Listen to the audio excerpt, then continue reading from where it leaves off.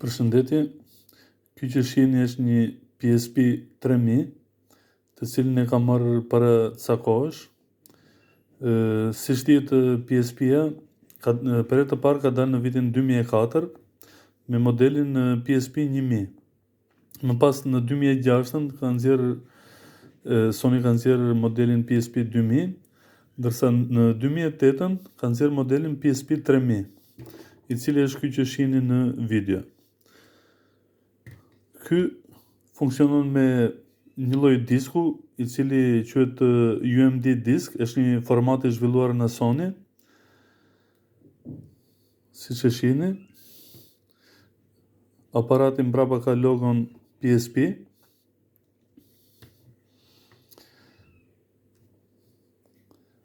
Ngjyra është piano black.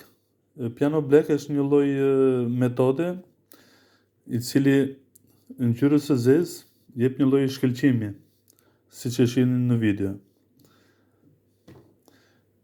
Për mendimin tim, edhe në vitin 2025 është një konsol dore i cili ja vlen të përdoret.